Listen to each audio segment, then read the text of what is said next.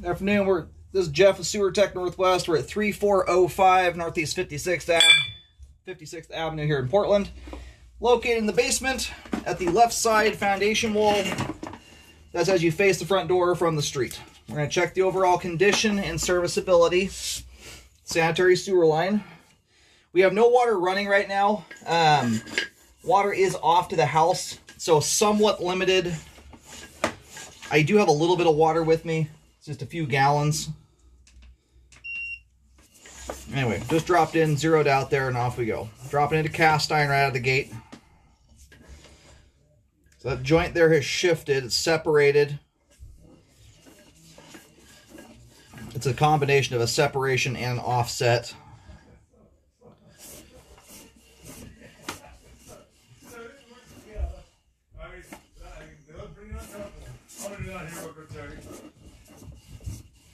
It's that scale buildup in the flow line. When you get that, it can sometimes be concealing channeled pipe.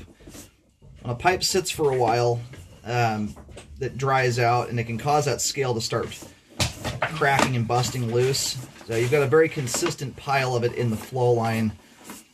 You won't be able to get a good look at the bare metal unless you were to do something like a jet and get all that junk out of there. But that is my concern when you get a nice layer of that throughout the entire line like you have here. In this spot over here, you still have it, it just hasn't busted loose quite yet.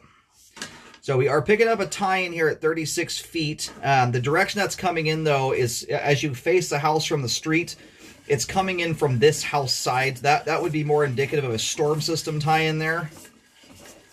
It's also in 4-inch pipe and cast iron. It's very uncommon to see a party line tie-in in cast iron unless it shoots under the floor of another home.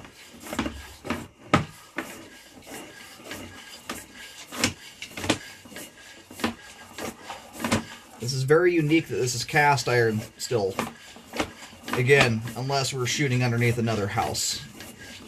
I tend to see that more so with really, really old houses, less so this era.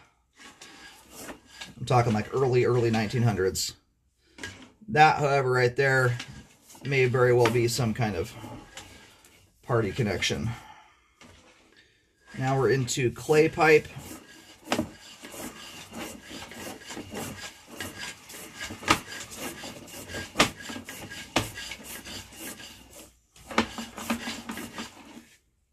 I mean, the miracle of it is the slope and the grade of this pipe. I probably just glitched my foot counter out. Bumped my camera funny, so it may not count back, but I can go back and review the footage for the exact foot count of everything. I'm going to put a little bit of water down the line here, but as far as I can tell, it looks like the line has good slope and grade. So the big question here is where things are located. If it is indeed still an active party line, you know, where is the line situated?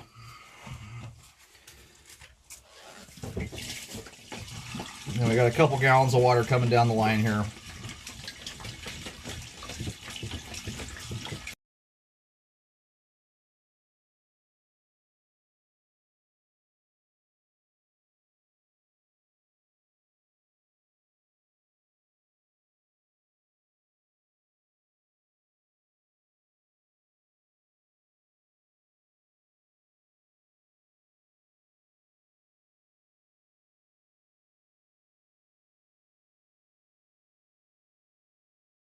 All right, there's our water blasting through there. Water's moving through this thing at a very nice rate of speed. The slope and grade here is very, very good for its age. We're going to go locate, though, and see. In fact, what we're going to do here is we're going to pull back just to kill two birds with one stone. It kind of just helps us to verify where this line's at. If we're crossing over into the neighbor's property, for instance, you know, no matter how good the line looks, if it's completely non-conforming, it's something that's going to require the line be redone. So we're going to park right here at the Y connection, and we'll see where we are. Alrighty, so I just went and located there. So we're about 84 feet to the main in total. You'll see a paint marking. The line cuts way over into the neighbor's property. Where we're at right now, and you stare back at the property, you're facing at the neighbor's front door. That's the house directly to the left of this one. The Y connection in this case actually looks like it's just slightly past the curb. You might see the remnants of a paint marking that looks like it was pre-curb. It's a kind of an awkward spot to locate there, right at the curb like that. But the Y connection actually looks like it's just barely past it. Either way, this line crosses way over onto the neighbor's property. By that alone, usually that causes the line to be a non-conforming sewer line, whether it becomes a party line or not.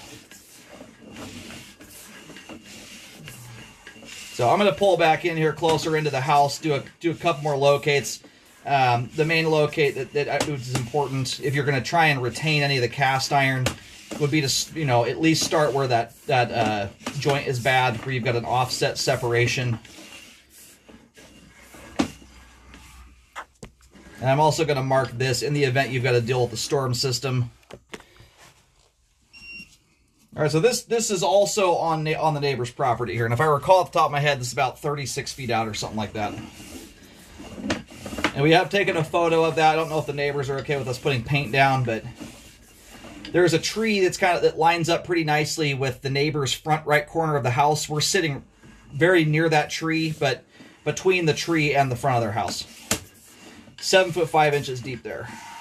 I'm gonna come back in here. We'll do another locate about where that joint is bad. So the line kind of comes out, runs approximately kind of up the driveway or toward the street anyway, and then it turns again to shoot across the neighbor's yard. So it doesn't do a direct shot across like a 45-degree angle, but overall that's essentially what it's doing.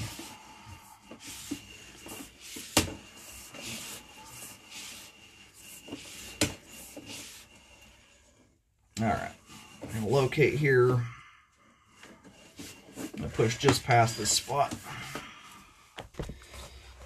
All right, so we're sitting about where the line starts to cross under the driveway edge.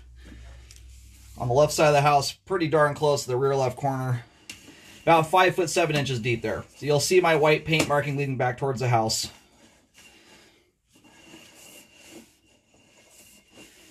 Yeah, that's realistically, if you're going to leave any cast iron, it would be nice to make sure that scale is not concealing anything there. By and large, it looks like things are intact. Yeah, if you can see the cast iron, like right here, for instance, my camera's upside down at the moment. You know, that scale may have very well come from somewhere else in the line, the roof vent or something of that nature. This flow line area right here looks nice. So, most likely, there is another shot at it too. That is some pretty healthy looking cast iron right there. So I think the scale likely originated from somewhere else, especially roof vents and things like that. That's where a lot of times that stuff can rattle loose from. So anyway, obviously I would recommend a full update to the sewer line. In this case, you're going to probably have to run a new line out all the way to the street and tap the main if it doesn't already have one. Make sure a rescope is performed after that line is installed. And you want to do that. You know, you may be able to run this thing up adjacent to the driveway. The driveway may have to be redone. Hard to say how it's going to end up. But if you do end up running it where the driveway is going to be, make sure you bury the line, get everything compacted and ready for concrete to be poured, and scope the line. That way, if there's any settling problems, you can catch it before you go and you put a permanent concrete surface over the top of it.